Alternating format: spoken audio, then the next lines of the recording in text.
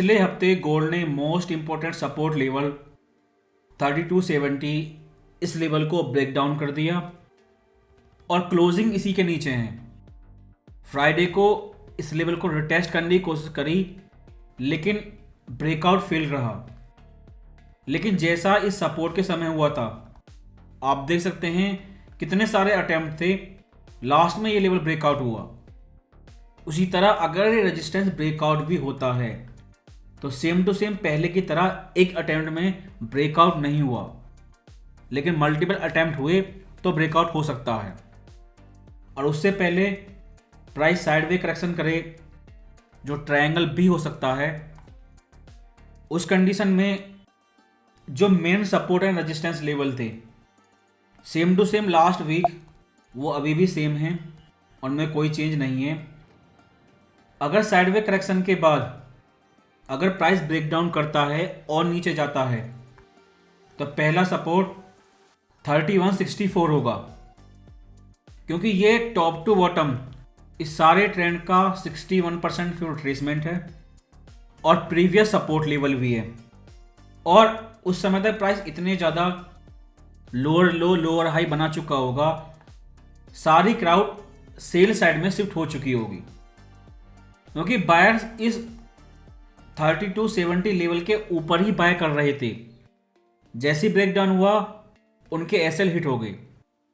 लेकिन अब इस टॉप टू बॉटम 50% ट्रेसमेंट के बाद प्राइस रुक चुका है, लेकिन फाइट अभी भी कंटिन्यू है। बुल्स जो डंप कर रहे हैं और सेलर जो 3200 लेवल पे एग्जिट कर चुके हैं, लेकिन सेलिंग प्रेशर अभी भी ज़्यादा है। प्राइस रेजिस्टेंस लेवल को ब्रेकआउट नहीं कर पाया। लेकिन चाइनीज बायर जिस तरह उन्होंने फोमो बाइंग करके गोल्ड को 3500 तक पुश करा, जैसे जैसे वो पैनिक होते रहे गोल्ड को डंप करते रहे। जितना ज़्यादा नीचे जाएगा उतने ज़्यादा वो पैनिक सेलिंग करेंगे। लेकिन ये सेलिंग प्रेशर चाइना से आ रहा है और यूएसए हेड फंड क्राउड वो पहले से ही गोल्ड डंप कर रही है और पिछले हफ्ते उन्होंने और डंप कर दिया, क्योंकि जीएलडी बायर्स यूएसए वो अभी भी पोजीशन होल्ड कर रहे हैं। पहले लग रहा था कि जीएलडी डंपिंग है, लेकिन न्यूयॉर्क सेशन में 3200 से नीचे गोल्ड नहीं गया, ये केवल चाइना ईटीएफ डंपिंग है।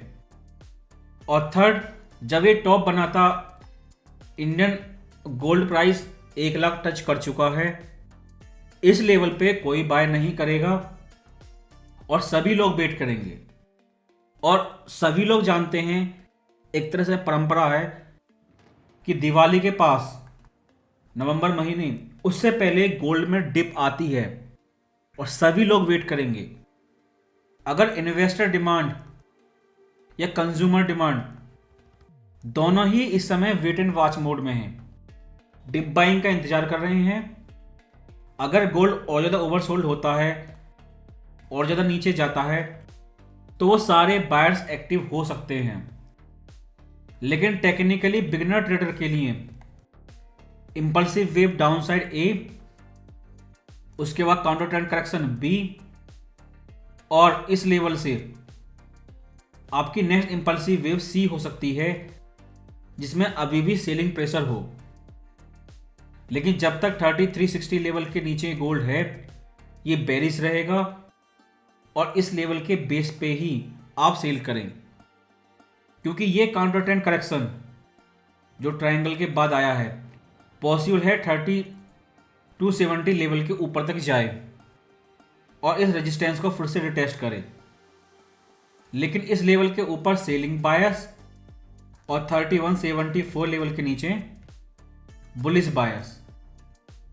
लेकिन पिछले हफ्ते का एक्शन, क्योंकि प्राइस जीडीपी न्यूज़ के बाद भी नीचे गया था, उसके वजह एनएफपी न्यूज़ आई उसके बाद भी नीचे गया, क्योंकि ये वही फेड हैं जब जीडीपी पॉजिटिव थी, स्टॉक मार्केट क्रैश हुआ तो इन्होंने बड़ा साइज 50 बेसिस पॉइंट का कट किया। लेकिन वही फेड एनएफपी पहले की तुलना में वीक है और स्टॉक मार्केट क्रैश हुआ था और जिसकी वजह से बॉन्ड मार्केट क्रैश भी स्टार्ट हो चुका था। लेकिन उसके बाद भी ये रेट कट नहीं कर रहे। ये चेंज हुआ है इलेक्शन के पहले और बाद में। और जितनी भी इंफॉर्मेशन अब अवेलेबल है, जो लास्ट वीक की एनएफपी थी, तब भी इस हफ्ते रेट कट नहीं होगा। अगर करते हैं तो सरप्राइज या इमरजेंसी रेट कट होगा, क्योंकि मार्केट इस समय rate pause he price in कर रहा है। ट्रम्प चाहे कुछ भी करें, लेकिन अभी भी फेड बहुत पावरफुल न्यूज़ है और जून एफओएमसी मीटिंग ही इंपॉर्टेंट है। या तो उसमें शॉर्ट टर्म रेट कट करें या लॉन्ग टर्म एससीपी उसमें लॉन्ग टर्म रेट कट करें। लेकिन जून में रेट कट स्टार्ट हो जाएगा और जिसका क्लियर हिंट इस हफ्ते एफओएमसी में आएगा। लेकिन पिछले हफ्ते का प्राइस एक्शन फुल टेक्निकल था, जैसा पहले समय होता था 2024 से पहले। Perfect technical, support and resistance. पहले प्राइस ने सपोर्ट लेवल ब्रेक डाउन किया, अब उसे रिटेस्ट कर रहा है। लेकिन सेलिंग प्रेशर के पीछे जितने भी कारण थे, मार्केट क्रैश पूरी तरह रिवर्स हो चुका था। टैरिफ पैनिक से पहले जहां था वहीं जा चुका है। बॉन्ड मार्केट क्रैश वो भी रुक चुका है। और टैरिफ यहां चाइना नहीं, जापान कंट्री बोल रही है, अगर वो टैरिफ फिक्स नहीं करेंगे तो यूएस ट्रेजरी को डंप कर देंगे, जिसकी वजह से ट्रम्प पैनिक हुए थे, जिसका फियर सबसे ज़्यादा है। तो ट्रम्प फिर पैनिक होंगे। लेकिन क्लियर वार्निंग है, या तो टैरिफ खत्म करें या फिर ट्रेजरी डंप कर दिए जाएंगे। इसलिए जितने भी कारण थे मार्केट पैनिक के पीछे, वो सारे रिवर्स हो चुके हैं। इसलिए फेड को क्यूई करने का कोई कारण नहीं है, और जिसकी वजह से गोल्ड लगातार डंप हुआ और पिछले हफ्ते भी क्रैश होके 3200 लेवल तक आया। लेकिन इसके बाद भी $300 क्रैश के बाद भी बिग बैंक जैसे कि गोल्डमैन सैक्स ये अभी भी बुलिश है। डॉलर को 17% ओवर वैल्यू बता रहे हैं, जिसकी वजह से गोल्ड में long term bullish trend continue रहेगा। यानी कि बॉन्ड डंप करते रहिए और गोल्ड बाय करते रहिए। इसलिए हाई चांस है ये काउंटर ट्रेंड करेक्शन हो और करेक्शन के बाद गोल्ड फिर से नीचे जाए और 3164 लेवल को टेस्ट करें। अगर वहाँ तक जाता है तो हम सेल साइड से बाय साइड की ओर शिफ्ट करेंगे और बुलिश बायर्स की तरह ट्रेड करेंगे। Clear resistance 3360, counter trend correction और क्लियर सपोर्ट 3164। जब तक प्राइस 3360 लेवल को ब्रेकआउट नहीं कर देता, इसके ऊपर नहीं चला जाता, बुल्स केवल दिखते रहें और रिटेस्ट पर 3260 पर बाय करेंगे।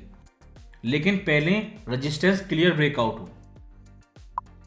डेली टाइम फ्रेम पर क्लियर स्टैटिक सपोर्ट जोन है, फिर रिट्रेसमेंट है, फिफ्थ वेव का टॉप टू बॉटम 3230 से 3164 तक।